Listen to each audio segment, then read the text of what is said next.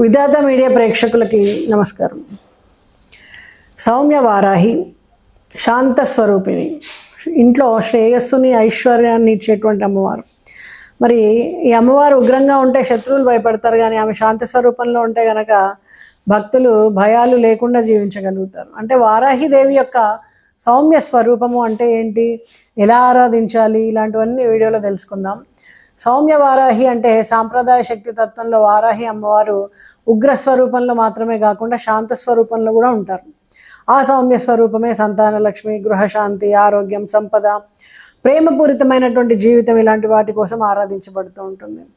మరి గృహస్థులకు, విద్యార్థులకు, ఆధ్యాత్మిక మార్గంలో ఉన్న వాళ్ళకి ఎంతో అనుకూలమైనటువంటి రూపంగా చెప్పచ్చు. శాంతతత్వం అనేది మానవ జీవితానికి చాలా అవసరమైనటువంటిది. అలాంటి శాంతి కరుణామయ స్వరూపమే సౌమ్య వారాహి. రూప వివరణ ఎలా ఉంటుంది అంటే నిదానమైనటువంటి రూపం, తెల్లటి రంగు, పసుపు ఛాయ, ఇలా ఉండి కాంతిమయంగా ఉంటుంది. 4 చేతులు, పాశం, అంకుశం, అభయహస్త, వరదహస్తం ఉంటుంది. మరి ముఖ్యంగా శాంతియుతంగా ఉంటుంది. మృదువైనటువంటి కన్నులు ఉంటాయి. ఎలుగుబంటి ముఖం కలిగి ఉన్నా కూడా ఉగ్రత కాదు, ప్రేమ భరిత. మరి ఈ శాంతస్వరూపి వారాహి అమ్మవారి శ్లోకం ఏంటి అంటే, శాంతాకారం భయనాశకం సౌమ్యవదనాం శాంతిదాయినీం పాశాంకుశధరాం శుభదాం వారాహి నమోస్తుతే అనేటువంటి శ్లోకాన్ని జపించండి. పూజా సమయం ఉదయంలో కూడా చేసుకోవచ్చు, సాయంత్రంలో కూడా చేసుకోవచ్చు. సౌమ్య వారాహి చిత్రం కానీ యంత్రాన్ని కానీ ఉపయోగించుకొని ఓం హ్రీం శ్రీం క్లౌం వారాహ్యై నమః అనే మంత్రాన్నితో 108 సార్లు జపిస్తూ అర్చనలో వాడుతూ పూజ చేయాలి. గంధపు రంగులో ఉండేటువంటి పువ్వు, తెల్ల జాజి పువ్వు, పసుపు రంగు పూలను ఉపయోగించాలి. పాలు, పాయసం, పంచామృతం, బెల్లం పరమాన్నాన్ని నివేదించాలి. గంధ ధూపాలు, నెయ్యి దీపము ఇలాంటి వాటిని వాడాలి.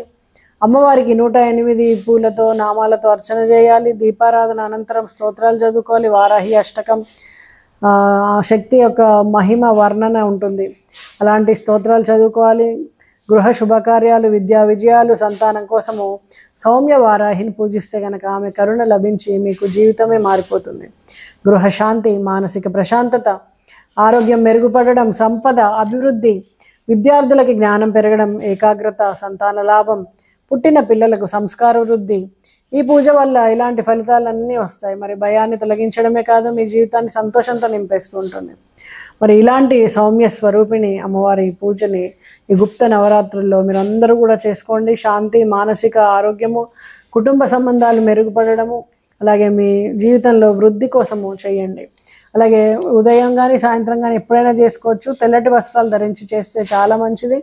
ఈ సాధన ద్వారా మీ ఇంట్లో ఉండేటువంటి ప్రతికూల శక్తులన్నీ కూడా వెయ్యి మీకు మంచి అమృతం లాంటి రోజులు వస్తాయి. మరి ఇలాంటి పూజను మీరు అందరూ చేసుకోండి.